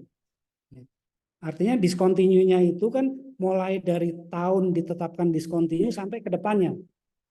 Artinya ketika kita misalkan submit artikel di jurnal tersebut, nanti nggak akan lagi kita masuk di terindeks Scopus. Tapi kalau paper-paper yang sebelum discontinue itu masih masuk di terindeks Scopus, sepertinya kalau Scopusnya nggak meretract, nggak menarik, ya, artinya nggak membatalkan semua yang sudah terbit, itu ya masih ada, masih nggak ada masalah, nggak ngaruh. Ya. Kecuali kalau tadi jurnal tadi bermasalah misalkan, karena punishment dan ditarik semua, atau mungkin nanti Pak Sony yang bisa menambahkan. Kalau sepengetahuan saya seperti itu, artinya hanya artikel yang terbit setelah discontinue itu yang tidak bisa masuk ke Scopus. Kalau yang sebelum discontinue itu tidak ada masalah. Gitu, Bu. Baik, terima kasih Prof. Ya, sama-sama Bu. Ya. Baik, terima kasih. Izin Bu Dr. Siti, saya sampaikan ini, saya tampilkan. Nah, ini adalah foto-foto penanya dari profil atau direktori USU ya. Baik, Bapak Ibu, kita lanjutkan sesi tanya jawab. Silakan, boleh disampaikan secara langsung atau melalui chat room. Karena kita masih ada sisa waktu ya, boleh kita manfaatkan sambil berdiskusi. Izin Pak Muhammad. Ya, Ibu Rahmi Carolina, silakan Bu Rahmi. Ya, Assalamualaikum. Selamat pagi. Terima kasih banyak Pak Muhar. Ya. Izin bertanya Prof. Apri. Kita kan memang usul langganan Sign Direct. Kita bisa download gitu kan gratis dari Sign Direct. Tapi kan kita nggak bisa lihat account kita seperti Prof punya yang sudah berapa ya artikel ini disitasi gitu. Apakah ada fasilitas dari USU untuk melihat berapa yang sudah disitasi per account supaya kita tuh kalau misalnya mau menaikkan kan H-indeksnya, oh yang ini nih gitu kan, ke paper yang ini dulu. Ya. Jangan ke paper yang misalnya mulai dari 1 lagi, 2 lagi gitu. Gitu sih Prof. Soalnya kan kita akunnya kan terbatas ya. Nggak bisa buka semua fiturnya gitu. Terima kasih Prof. Terima kasih Ya. Pak Muhar. Ya. Makasih Bu Dr. Rahmi. Jadi Baik, silakan Prof. ini seharusnya ini buat masukan nih bisa disampaikan Pak Sony ataupun Prof Herman ke USU. Jadi kalau bisa setiap dosen USU itu punyalah akun untuk mengakses Scopus. Ya artinya tadi memang benar. Jadi kita punya prioritas artikel mana sih yang apa namanya harus kita submit, prioritas utamanya supaya H-indeks kita naik. Apalagi kalau kecuali kalau lain ceritanya misalkan kita tanpa membuat effort sendiri sudah disitasi orang, itu lain cerita. Tapi kan kita masih mau mulai berjalan nih. Jadi mau nggak mau kan yang bisa kita terapkan adalah self citasi lah ya untuk meningkatkan itu. Nah untuk self citasi kita supaya tahu prioritas paper mana sih yang harus disitasi dulu supaya indeks kita naik gitu. Nah itu memang harus punya akunnya ya untuk membuka itu ya. Mungkin nanti yang belum punya akun ya bisa datang ke LIPI HKI untuk minta dicekkan misalkan. Ya nggak rame-rame langsung satu usul datang semua, nanti pasoninya kabur. Ya mungkin apa namanya ya kalau USU belum bisa memenuhi karena katanya sih mahal ya katanya ya. Tapi ya saya memverifikasi insentif pun selama ini saya masih pakai akun sendiri. Ya karena itu tadi kita mereview dapat gratisan itulah untuk mengakses. Tapi bagus juga itu nanti bisa jadi masukan ke Pak Sony atau Prof Herman untuk mengusulkan supaya para dosen ini dibekali, terutama yang dia sudah terdata lah sebagai mungkin di USU itu perlu juga itu untuk punya akun itu. Atau yang minimal berlangganan lah fakultas 1 lewat WD3-nya seperti seperti Turnitin misalkan. Jadi mau minta bantuan gitu. Itu sih Bu Rahmi. Tapi memang benar tadi priority untuk supaya indeks meningkat ya tadi. Yang saya tampilkan tadi saya mau 20 berarti prioritas kalau saya mau mensitasi artikel saya ya artikel yang sudah tinggal perlu satu sehingga ketika papernya terbit langsung H-indeksnya naik jadi 20. Gitu. Itu Bu Rahmi.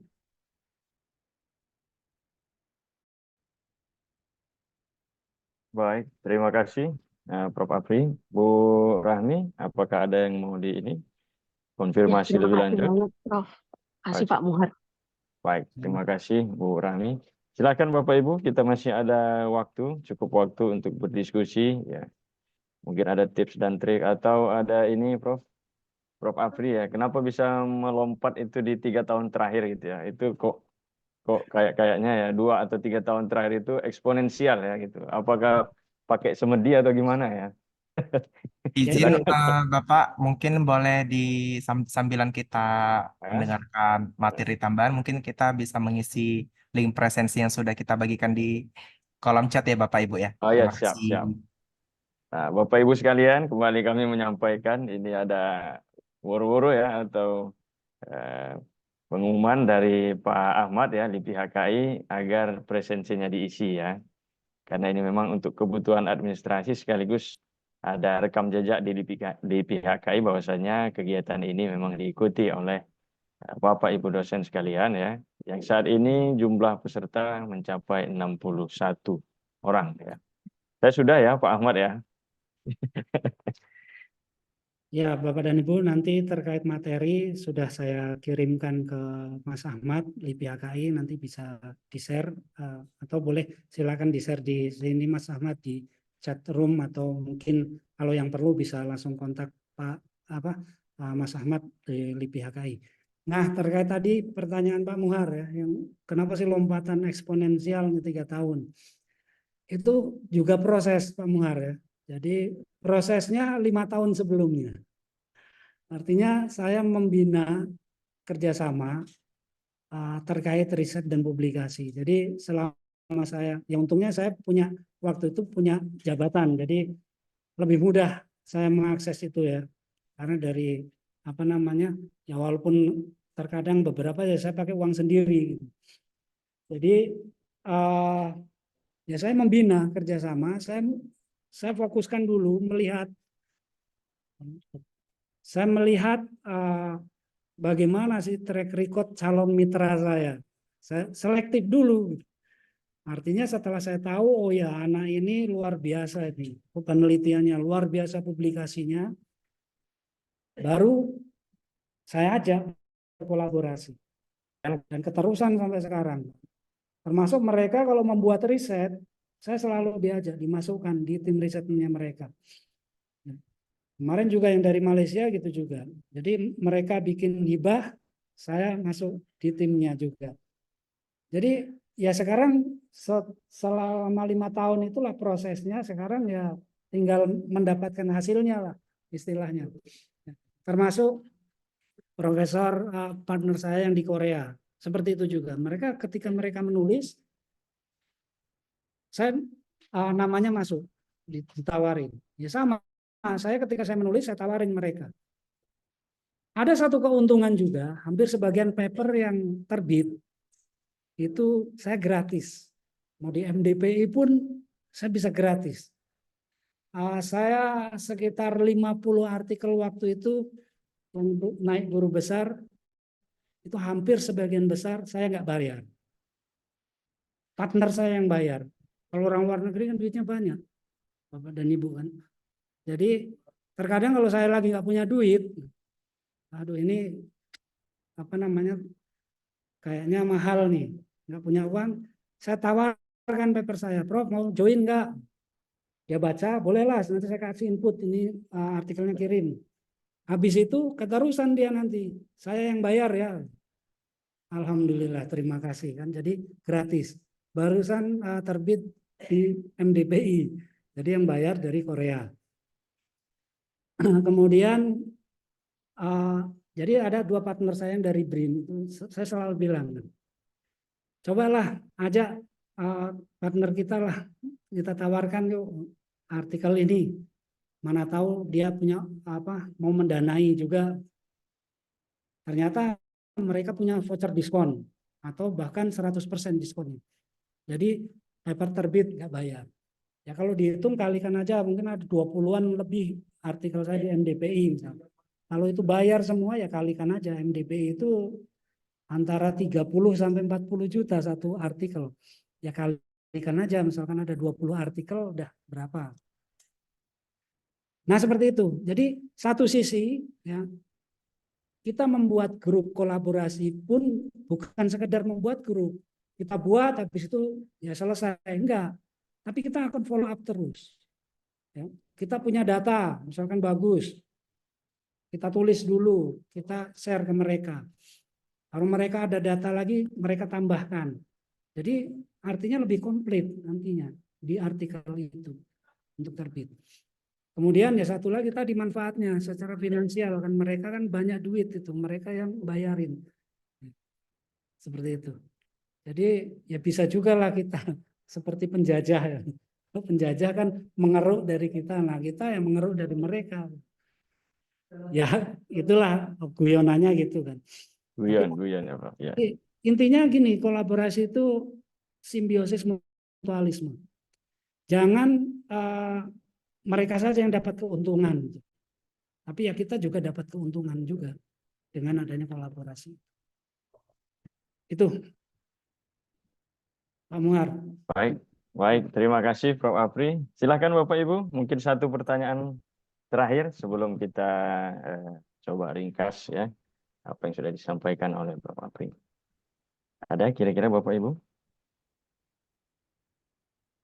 Baik, kalau tidak Terkait ada, tadi Pak Sony, mungkin pas Pak Sony gabung nih, tadi ada Pak yang Sony. menanyakan terkait akun Scopus, Pak, mungkin bisa ditanggapi. Baik. Setiap dosen mana tahu bisa Ini diusul. ada mana tahu ada bocoran ini ya. Silakan Pak Sony. Terima kasih Pak Apri, terima kasih Pak Muar. Mohon maaf sambil ngajar tadi Pak. Oke, baik terima kasih Pak ya terkait untuk akun-akun Scopus. Jadi memang kan ini sebenarnya penting ya Bapak Ibu ya. Memang dengan adanya akun Scopus Bapak Ibu juga bisa memantau mana citasi yang sudah tinggi, mana artikel yang harus ditambah citasinya Bapak Ibu ya. Kalau kita lihat tadi yang sudah disampaikan oleh Pak Apri, jadi ada bisa dihitung tuh. Jadi saya pun juga paper saya pun juga saya citasi by design juga sebenarnya. Jadi ada beberapa, oh ini tinggal nunggu satu lagi nih supaya citasi saya bisa jadi 6, karena saya promokan ke rekan-rekan saya. Jadi memang penting adanya akun Scopus ini. Tapi untuk saat ini Bapak Ibu, akun Scopus untuk dosen-dosen USU itu belum ada Bapak Ibu ya. Jadi kami masih mengupayakan, mudah-mudahan bisa didanai Bapak Ibu untuk akun Scopus ini. Karena kita sudah juga mendapatkan penawaran dari Scopusnya langsung, memang biayanya mungkin sangat mahal ya Bapak Ibu ya, tapi mudah-mudahan bisa dianggarkan nanti di periode-periode berikutnya Bapak Ibu ya. Jadi melihat untuk urgensinya mungkin di tahun ini belum Bapak Ibu, karena harganya hampir sekitar 2 miliar Bapak Ibu ya. Jadi mungkin ada program priority yang mungkin outputnya lebih tinggi lagi, jadi kita upayakan ke situ dulu Bapak Ibu. Kita programnya lebih fokuskan dulu untuk pemenuhan jumlah artikel dulu Bapak Ibu. Nanti ke depan mudah-mudahan dengan adanya peningkatan prestasi dari artikel-artikel kita, mungkin kita bisa mendapatkan slot tambahan untuk menganggarkan akun-akun Scopus ini supaya kita dapat premiumnya tuh brought to you by-nya tuh USU gitu Bapak Ibu ya. Tidak universitas lain ataupun level kementerian. Mungkin itu info terkini dari kami Bapak Ibu. Tapi mungkin Bapak Ibu bisa juga mengikuti jejak Pak Apri dengan menjadi reviewer, bagian reviewer dari Elsevier. Jadi banyak sekali bonus-bonus yang diberikan oleh Elsevier. Mungkin itu Bapak Ibu ya, dari kami, dari LIPI-HKI. Terima kasih. Mungkin ada lagi Bapak Baik, Ibu? terima kasih Pak Sony. Ya. Oke, sembari menunggu ya, saya coba summary-kan ya, summary-kan hasil diskusi kita hari ini ya. Jadi berikut ya, Prof. Apri izin saya coba ya sampaikan. Citasi adalah kegiatan pengambil alihan satu kalimat atau lebih ya, boleh satu kalimat ya dalam bentuk singkat atau lebih. Bahkan kalau mahasiswa satu paragraf dia caplok langsung tanpa parafrase, itu perlu kita ini ya, smoothing atau kita fine tuning. Lebih karya tulisan lain untuk tujuan ilustrasi atau memperkokoh argumen, ide dalam tulisan sendiri. Ini tadi disadur dari KBBI ya. Lalu citasi itu dampaknya kepada pemeringkatan institusi, kebermanfaatan karya ilmiah, rekam jejak peneliti, memperbesar peluang penerima atau menerima grant atau hibah, sekaligus juga ya membuka peluang kerjasama ya dengan orang lain atau kolega kita baik di dalam maupun luar negeri. Dan cara meningkatkan citasi bisa itu melalui novelty karya ilmiah, ya, kolaborasi. Lalu kita memilih jurnal yang bereputasi, kita melakukan artikel review, lalu submit ke Open Access Journal, memelihara akun profil peneliti ya, tadi ada banyak akun Scopus ya, ini paling utama saya rasa ya, karena memang selalu ditanyakan hampir di setiap platform baik dari SIM SDM maupun ke Kemendikbudristek. Sebarkan ke sosial media. Jadi ini memang dilakukan Prof. Afri, saya juga menyaksikan ya, sebarkan ke sosial media ya. Kadang-kadang di WhatsApp grup fakultas juga isinya Prof. Afri menyebarkan hasil-hasil karya dia dengan koleganya di luar negeri. Lalu lengkapi dengan keyword yang menarik ya. Tadi disampaikan Prof. Afri supaya ketika dimasukkan ke dalam search engine itu langsung keluar punya kita pada halaman-halaman awal ya, karena memang keywordnya menarik gitu. Yang keempat, sumber naskah bisa dari penelitian mandiri atau ya ini juga sumber utama ya, hasil pembimbingan baik di tingkat sarjana, magister maupun doktor. Ya. Ini saya pikir tadi disampaikan juga dengan detail oleh Prof. Apri bahwa kadang-kadang disertasi yang tidak terkontrol mungkin ya, Prof ya, itu kecil peluangnya bisa submit ke jurnal ilmiah bereputasi ya, jurnal internasional bereputasi tinggi ya. Memang perlu ada pendampingan ya, pendampingan intens untuk mengejar target yang mau dicapai. Yang kelima, sebutkan novelty paper secara eksplisit karena beberapa jurnal memang apakah dari SDM-nya atau editorialnya tidak membaca secara seksama, maka perlu atau membaca secara detail, maka perlu kita sampaikan eksplisit di sana kebaruan atau novelty paper kita di mana ya, posisinya di mana. Silaturahmi, kalau saya menyebutnya Prof, silaturahmi ya, kolaborasi ya dengan kolega potensial yang memang memunculkan simbiosis mutualisme. Lalu pelihara jejaring ya, maintenance networking dan follow up kerjasama. Kalau sudah ada kerjasama mungkin ya di follow up kembali sehingga membuka pintu-pintu peluang penulisan paper yang lain atau kegiatan yang lain. Mungkin itu sekilas summary dari saya selaku moderator pada hari ini.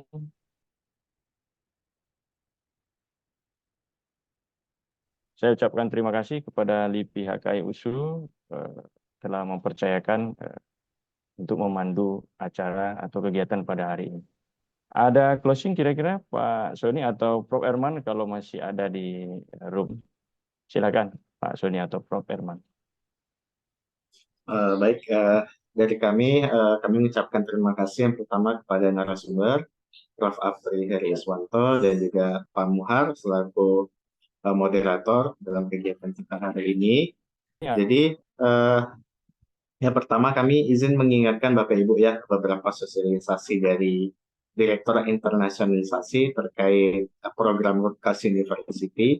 Yang pertama untuk citasi, diharapkan citasi artikel itu lebih ditingkatkan Bapak Ibu ya, karena bobotnya itu termasuk juga paling tinggi, dan juga artikel-artikel yang bekerja sama Bapak Ibu ya dengan penulis dari luar negeri Bapak Ibu, karena keberagaman artikel kita masih tinggi pada kerjasama lokal.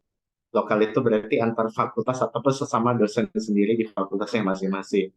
Jadi diharapkan bisa meningkatkan citasi kalau kita bekerja dengan peneliti dari luar, dan juga salah satu indikator penilaian Bapak Ibu, mungkin ada sebagian dari Bapak Ibu yang ikut workshop dengan QS waktu di Fakultas Ekonomi dan Bisnis, bahwasanya yang dinilai juga artikel yang bekerja sama dengan satu penulis yang sama dengan 3 macam publikasi. Nah, jadi berturut-turut Bapak Ibu. Jadi tidak hanya satu kali. Jadi diharapkan kerjasama itu tetap berlangsung dengan baik. Dan dalam waktu dekat ini kan ada penelitian talenta Bapak Ibu ya, ada kerjasama internasional dan aliansi internasional. Nah, Bapak Ibu bisa juga mengajukan untuk mendapatkan pendanaan tersebut untuk meningkatkan juga visibilitas dan kapasitas penelitian Bapak Ibu sehingga dapat terdiseminasi secara luas di dunia internasional. Mungkin dari kami itu Prof. Apri dan Pak Muhar, terima kasih. Ada ini Sony foto bersama mana tahu untuk LPG kegiatan. Oh ya. Ya. Iya. Oke, Silakan Pak Ahmad. Biasa Pak Ahmad itu yang ini pemandunya. Tolong dipandu Pak Ahmad.